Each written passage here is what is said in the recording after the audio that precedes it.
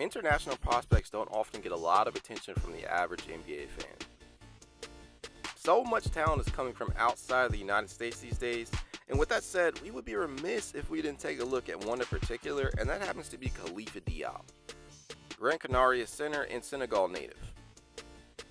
Diop will be a great depth addition for the Cavs and has the potential to possibly suit up as Cleveland's backup five of the future. Here's why. In terms of offense, Khalifa plays a pretty simple game at this point, but when you look at what his potential fit with the Cavs could be, I'm okay with that. His offensive skill set pretty much revolves around the pick and roll, and that is something that the team could use from day one when trying to get all-star center Jarrett Allen a breather for a bit. And at 6'11", the big man is adept at setting screens that are difficult to navigate around. His rolls to the rim are often timed very well and are predicated off of great footwork. He has showcased the ability to finish through contact, is a terrific putback specialist, and while he doesn't convert his free throws at a high enough rate in my opinion, he can draw fouls. His propensity to play above the rim make him a prime target for Darius Garland lobs for highlight-worthy jams, something I'd be highly interested in seeing. It also aids him in his pursuit of offensive rebounds. However, due to the short amount of minutes that he received this season, the stat sheet won't reflect that, but he does display good awareness and good positioning combined with his length to pull down boards over the outstretched hands of the opposition. An intriguing part of his game that I wonder could be fine-tuned is his facilitation out of the pick and roll. He has clearly shown some capabilities as a passer in these situations, and that could bode well for a team featuring 3 7-footers and could make for some fun lineups.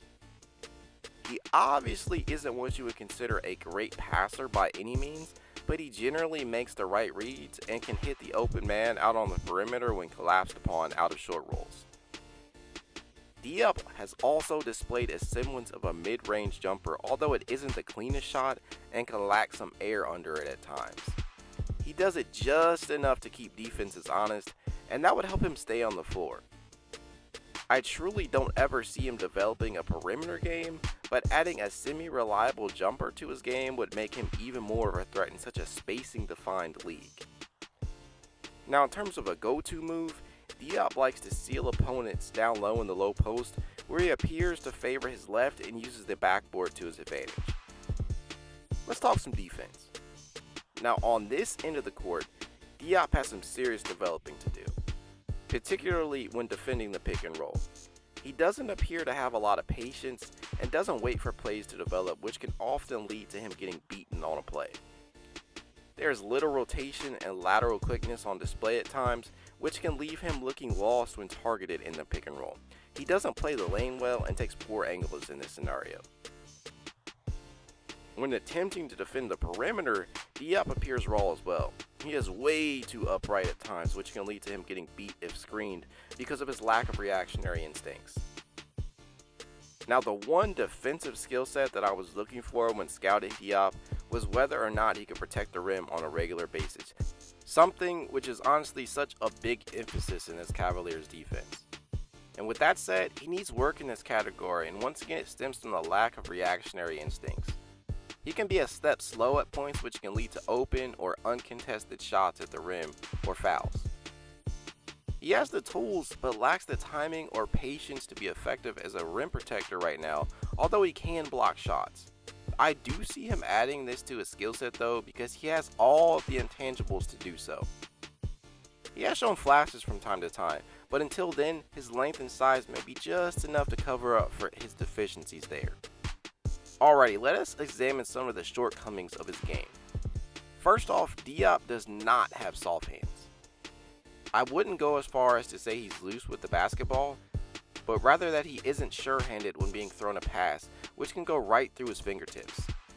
This is probably his most significant roadblock in terms of earning playtime.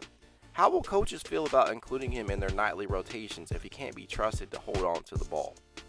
And like I mentioned earlier on, Diop will not enter the league as a floor spacer, and I don't think he will ever develop into one. He attempted absolutely 0 triples for Gran Canaria this season, and I don't see that changing, unfortunately. And although I don't necessarily think it's the worst thing in the world considering his potential role, it's still a weakness nonetheless that defenses could try and exploit.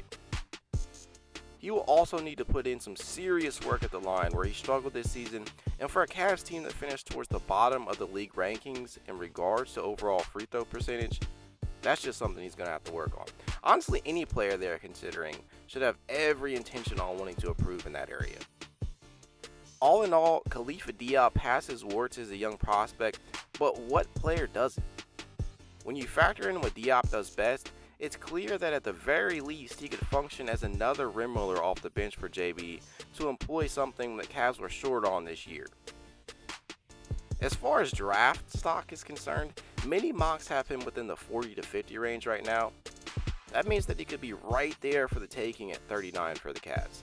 Now, I'll be honest with you all, this depends upon a few dominoes falling into place before I can confidently say I'd like them to take a flyer on him there. First off, it depends upon how they want to solve their need for a backup point guard. Whether they bring Ricky Rubio back, re-sign Colin Sexton, and allow him to operate as the lead guard in minutes when DG is on the bench.